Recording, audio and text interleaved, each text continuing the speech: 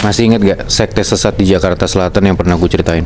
Masih. Gue udah ceritain kan tentang sepasang suami istri yang ikut ke sekte itu, terus kena akibatnya. Dan gue juga udah pernah ceritain tetangga di samping rumah sekte itu yang juga kena batunya.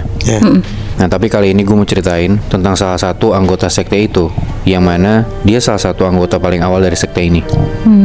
Si sekte ini yang pemimpinnya kita sebut aja Pak Jarwo. Itu sebelum pindah ke Jakarta, dia tuh asalnya dari daerah Jawa Tengah. Dan saat di Jawa Tengah, dia punya beberapa anggota, 3 orang. Dan tiga-tiganya ini gak cuma dikasih ilmu aja Muy, nah tapi masing-masing dari mereka dikasih peliharaan jin. Nah salah satu muridnya yang paling awal jadi anggota, itu kita sebut aja namanya Yono ya. Yang masih di Jawa Tengah ini? Dia masih di Jawa Tengah di saat itu. Nah Yono ini mas-mas, umurnya 30 tahunan, yang kerjaannya tuh satpam Muy. Nah istrinya gak kerja. Nah dia salah satu anggota yang akhirnya ngikut Pak Jarwo ke Jakarta. Dan setelah dalam tanda kutip ngilmu sama Pak Jarwo ini, Yono tuh bisa mendadak kaya Muy. Nat, dari yang awalnya gajinya tuh UMR lebih dikit, tiba-tiba dia bisa jadi punya mobil, renovasi rumah, istrinya juga belanja mulu, pokoknya mendadak kaya lah. Setelah dia ngilmu dan jadi anggota si Pak Jarwo ini. Ya udah pasti karena jadi anggota sekte ini, mereka ngelakuin juga yang namanya pesugihan.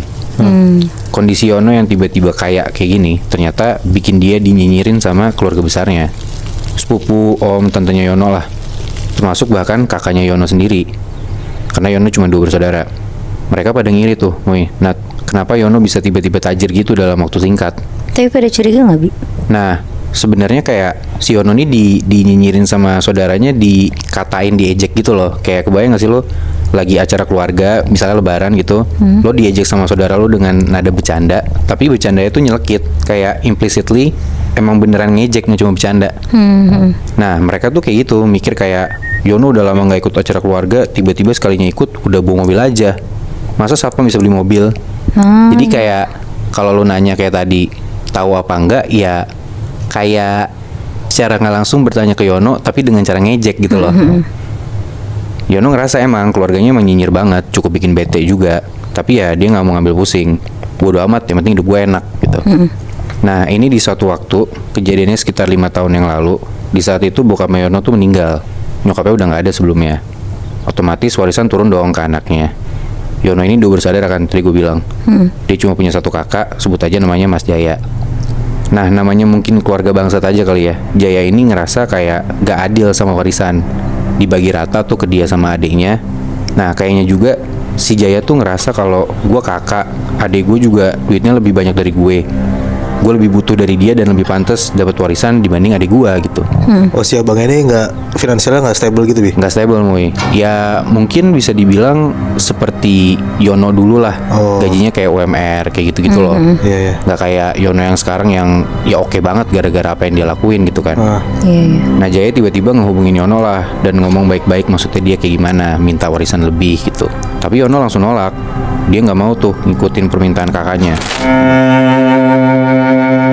Banyak banget hal-hal yang banyak orang yakinin kalau pilihan mereka tuh benar, sampai mereka nggak sadar sebenarnya kalau pilihan mereka tuh salah. Apalagi kalau misalnya udah masuk aliran sesat. Kadang orang-orang yang masuk situ tuh ngerasa kalau misalnya pilihan dan jalan yang mereka pilih tuh pasti bener banget kan. Pun juga kadang ada beberapa orang yang ngerasa kalau misalnya harus nyelamatin orang-orang ini nih yang masuk ke aliran sesat ini, biar orang itu nggak masuk ke sana. Cuman tetap aja kalau misalnya udah masuk ke sana, mereka susah diubah gitu pikirannya. Sampai gue dapat satu cerita, ada satu keluarga yang akhirnya dia tuh bisa keluar dari sekte itu. Tapi after dia keluar, dia tuh malah ngerasa gila dan malah pengen masuk ke sana biar ngerasa dia tuh safe gitu loh. Nah satu keluarga ini tinggal di Jawa Tengah, di daerah Jawa Tengah lah pokoknya. Nah tapi di saat mereka keluar, yang tadi gue bilang kan, orang-orang satu keluarga ini, orang Jawa Tengah ini, mereka tuh ngerasa kayak hilang arah gitu Bi, Nat. Jadi akhirnya keluarga itu ngelakuin segala cara lah biar bisa masuk ke sana lagi, ke sekte itu lagi. Nah syarat yang dikasih sama sekte itu biar mereka bisa masuk ke sekte itu lagi, ada banyak cara lah. Salah satunya mereka harus cari tumbal, dan darah korban itu harus dikasih ke pemimpin sektenya itu. Dan satu keluarga itu mengiyakan mau ngelakuin itu. Jadi di satu keluarga ini ada bapak, ibu, dan 1 anaknya cowok yang umurnya 8 tahun. Bapak itu namanya kita sebut aja Bambang, umurnya sekitar 50-an tahun. Ibu itu namanya Bu Siska, umur 45 tahun. Dan anaknya ini masih kecil, 2 SD, namanya Dion. Tahun 2015 mereka pernah masuk ke dalam sekte yang sesat banget. intinya kayak mereka tuh ngerasa kalau misalnya Tuhan itu ada, tapi rulesnya itu salah dan merepotkan gitu loh. Kalau misalnya dia nggak masuk sekte itu. Nah di ajaran sekte ini mereka ngajarin kalau ya udah nggak ada rules ya. Yang penting orang-orang ini ngerasa bahagia dan pilihan mereka tuh benar. Sampai akhirnya di tahun 2017 keluarga Pak Bambang ini keluar dari sekte itu karena ada satu orang lah yang mencoba membantu dan menyadarkan mereka kalau misalnya pilihan mereka tuh salah. Cuman beberapa bulan doang Nat. Sampai akhirnya mereka ngerasa kalau hidup mereka tuh hilang arah. Mereka jadi keuring-uringan, kayak pilihan agama mereka yang baru yang mereka pilih ini salah. Sampai mereka tuh ngerasa kayak mereka nggak tenang lah hidupnya karena keluar dari sekte itu. Akhirnya Pak Bambang ini begging-begging nih ke sekte itu biar bisa masuk lagi ke sana. Berbulan-bulan keluarga Pak Bambang ini ngelakuin segala cara biar masuk ke sana lagi, ke sekte itu lagi. Syarat demi syarat dikasih keluarga Pak Bambang biar mereka masuk lagi. Nah inilah yang tadi gue bilang, kayak syaratnya nggak masuk akal. Yang disuruh nyiapin beberapa darah korban gitu dan dikasih ke sektenya, ke kepala sektenya. Tapi mereka berdua, si Pak Bambang sama Bu Siska ini ngelakuin aja gitu. Karena mereka mikir kayak daripada gue hilang arah dan gue merasa safe place gue di sekte ini, mereka ngelakuin. Itu harus berapa orang, Muy? Si kepala sekte ini bilang kalau misalnya mereka harus nyiapin 3 korban, 3 orang yang harus dia bunuh dalam tanda kutip buat darah-darah dikasih ke pemimpin sektenya itu. Wow. Nah ada di satu malam Pak Bambang dan Bu Siska ini datang ke tempat ibadah sektenya. Tempat ibadah sektenya itu bener-bener kayak rumah doang gitu Nat. Dan pengandutnya pun juga gak banyak, cuman 10-an orang gitu. Pak Bambang dan Bu Siska ketemu sama pemimpin sektenya. Dan ternyata pemimpin sektenya tuh awalnya bener-bener gak mau banget nerima keluarga Pak Bambang. Karena kayak ya lo udah cabut, ya udah cabut aja, lo ngapain masuk lagi ke sini gitu. Tapi dengan keadaan Pak Bambang dan Bu Siska yang ngebegging, mereka melas-melas, dan kepala sekte ini ngeliat kalau misalnya satu keluarga ini, bapak dan ibu ini ngerasa hilang arah banget, akhirnya pemimpin ini iba. Dan akhirnya dikasihlah syarat itu, kalau misalnya lo mau masuk sekte ini lagi, ya lo harus nyiapin 3 darah korban yang lo kasih ke gua. Dan si pemimpin sekte itu ngasih waktu 7 hari buat ke Pak Bambang dan Bu Siska. Kalau misalnya lebih dari 7 hari mereka ngasih darah 3 korban itu, ya mereka nggak bisa terima lagi.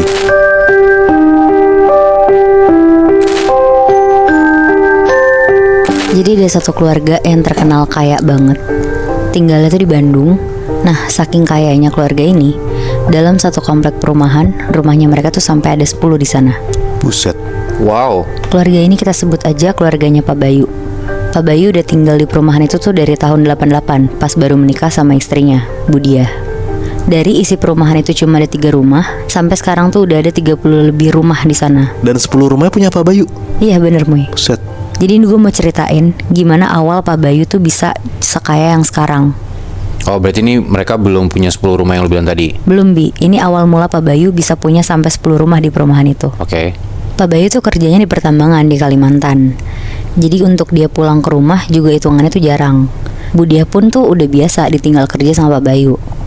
Karena kalau kerja di pertambangan itu kan emang pulangnya beberapa bulan sekali.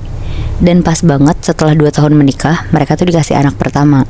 Jadi Bu Diah juga gak ngerasa terlalu kesepian kalau ditinggal sama Pak Bayu.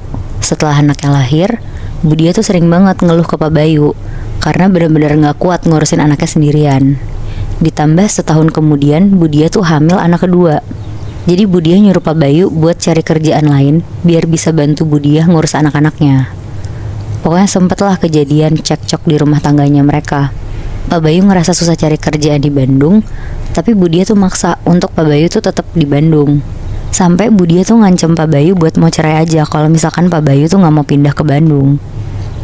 Akhirnya Pak Bayu mikirlah segala cara untuk bisa tetap berpenghasilan besar, tapi tetap di Bandung sama keluarganya. Nah kebetulan Pak Bayu tuh punya teman di Bandung, teman SMA-nya yang emang kaya banget. Jadi Pak Bayu dari Kalimantan nyoba ngehubungin temannya ini, namanya Pak Iwan. Dia nelfon buat minta kerjaan di Bandung. Pak Bayu bahkan bilang mau kerja jadi apa aja, saking dia tuh desperate banget. Tapi kata Pak Iwan nanti tuh bakal dikabarin lagi ke Pak Bayu. Seminggu kemudian, karena Pak Bayu juga kasihan sama istrinya, Pak Bayu resign lah dari Kalimantan dan dia mutusin buat pindah ke Bandung sambil nyari-nyari kerja yang bisa ngebantu hidup mereka sekeluarga lah di sana. Tapi emang mungkin masih rezeki keluarganya Pak Bayu. Di hari dia pindah ke Bandung, dia tuh langsung ditelepon sama Pak Iwan. Pak Iwan ngasih penawaran menarik dengan penghasilan besar ke Pak Bayu. Dengar itu di telepon, Pak Bayu tuh tertarik banget dong. Langsunglah mereka ketemu besokannya di rumahnya Pak Iwan, yang gak begitu jauh juga lah sama rumah Pak Bayu. Dan setelah mereka ngobrol panjang lebar, jadi ternyata Bi, Pak Bayu tuh ditawarin untuk ikutan pesugihan tutup garwo. Set. Nah, pesugihan tutup garwo itu tuh pesugihan yang harus ngerelain anggota keluarganya buat dijadiin tumbal.